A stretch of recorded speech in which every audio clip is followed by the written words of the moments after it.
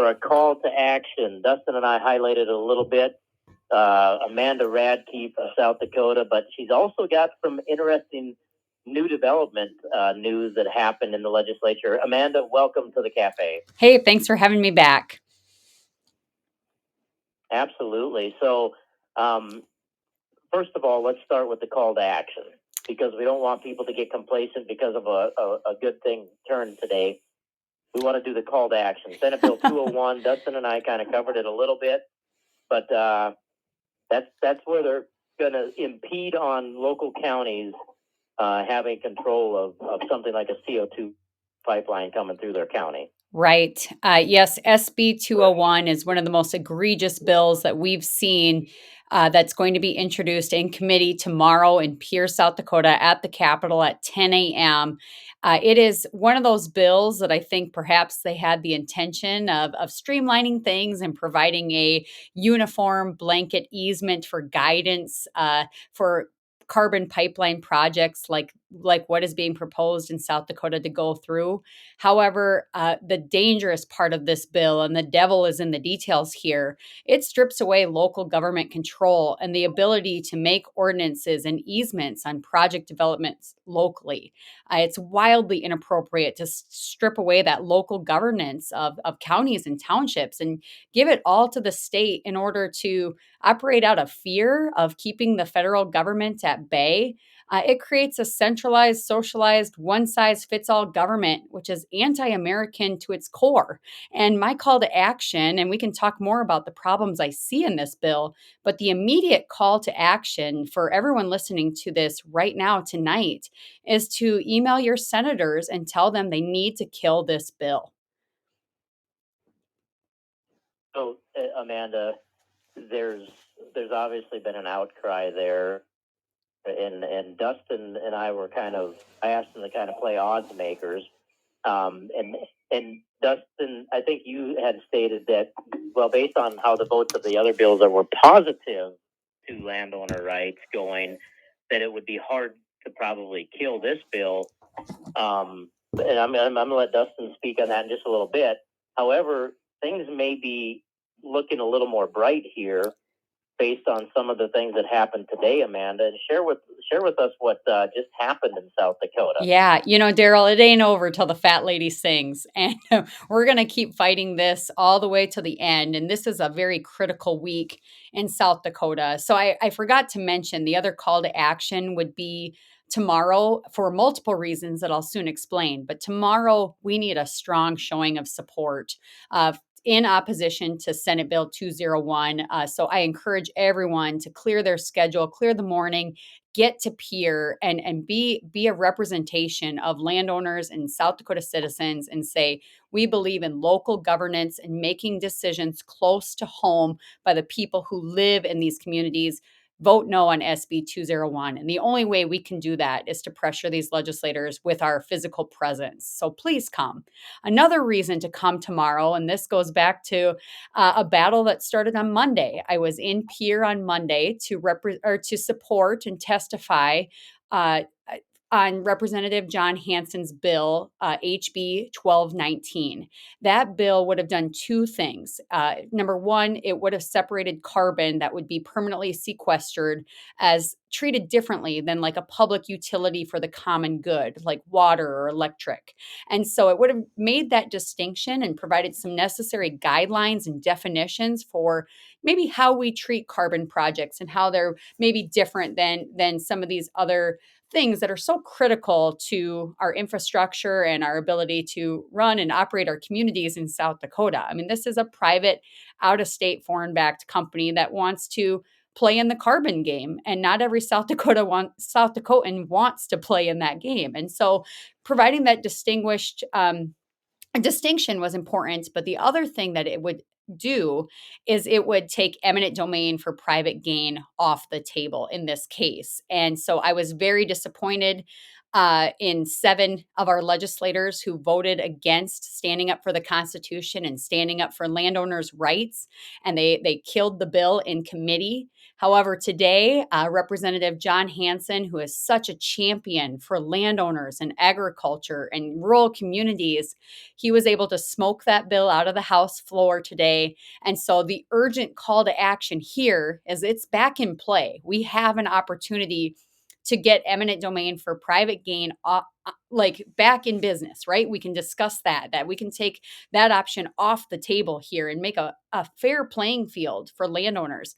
But what I need folks to do is, again, show up in Pierre tomorrow. It's a big day, and ask your House of Representatives in Pierre to vote to get that on the debate calendar. So first we have to get it on the debate calendar, so that will be a vote, and then it will be debated on the floor. And so I need everyone to write in and say, please support 1219. Please let us have a proper debate and discuss the merits of what we are trying to do here with this bill.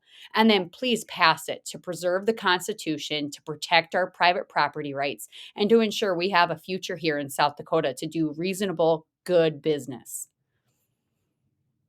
Well, and so that's it's a small win. It's a move in the right direction. Yep. But people need to follow up with this, Amanda. They need to follow up with staying engaged, being engaged.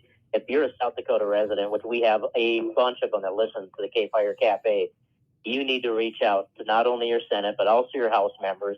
If you can show up tomorrow, even better, show up at the Capitol, get your active support there. Dustin, does this change the odds making that I asked you to do a little earlier? Is there a little shift coming here? Is there some light that can be seen? We don't want to celebrate. We don't want to spike the ball because we're a long ways from winning here. But does that change your odds making a little bit?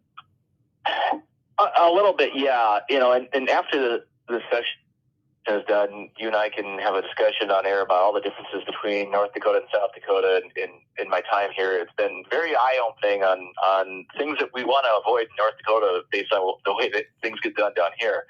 But I mean, the main difference between the two states is that in North Dakota, every bill gets a floor vote, whereas here committees have kill power, but there's ways for the floor to bring it back that they call the smoke out. And it's procedurally, they do a lot more procedural games than we do in North Dakota. And so it definitely is good to hear that happened.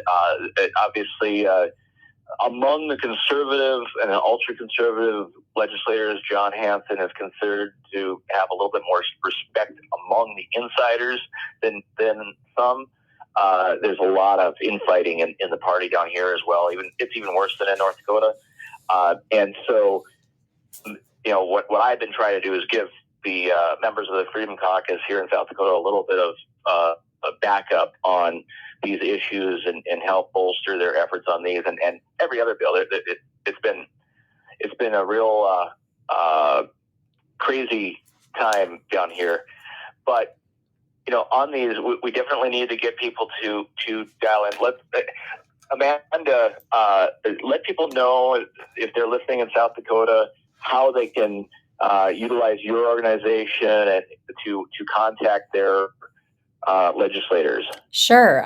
No, I appreciate that. And I will say I don't represent any organization. I'm a concerned South Dakota citizen who's jumped into this fight because I truly believe in protecting private property rights and preserving the Constitution and making sure the land under my feet is actually something that I can control and make decisions on. And so folks can follow my social media pages. I'm updating all the time. The first thing that they can do is write those letters to their representatives and senators. But they also, can pick up the phone. They can spread the word, share my posts. And really, tomorrow is a big day. They need to show up. We need to show up in a big way. And I think it's important to kind of bring perspective to this. It's a bipartisan opposition to what's going on here in South Dakota. I mean, there are people from all sides of the aisle that are saying, hey, wait a minute. Do we not have private property rights here in South Dakota? why are we taking away local control to keep away the feds?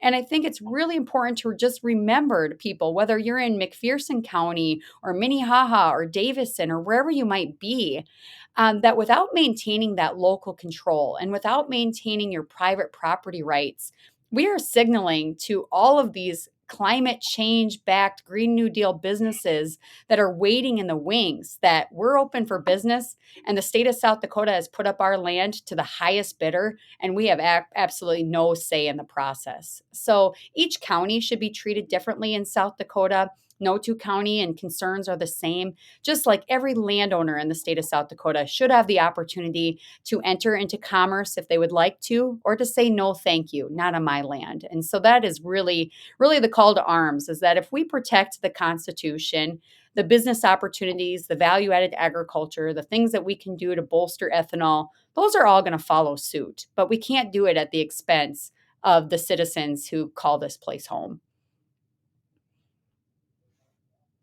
Well, and I think that's a good point there.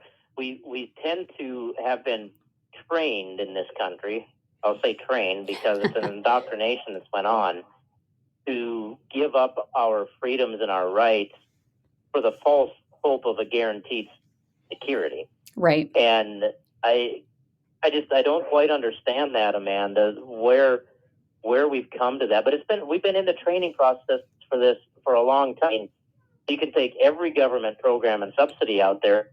It's been a training ground to accept that and become dependent rather than independent for the chase and the promise of a false security that the government really is not providing, because the game changes on all these policies all the time. So they come up with the next one, And how do we got to keep continuing to get that fight out there. Amanda, before we let you go here and end up at a break, tell them how they can follow you on Facebook.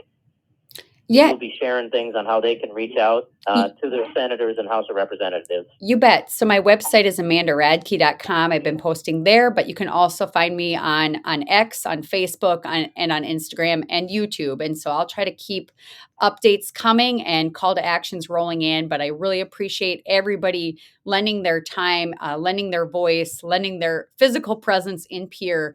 Tomorrow is a really big day, and I wouldn't be asking people to drop everything and get to Pierre if it wasn't absolutely critical to have a huge showing of support there. Absolutely. And that's Amanda Radke, Radke, if anyone's wondering how to spell that. So you can search her, or amandaradke.com. She'll be sharing updates. She'll be putting links in there.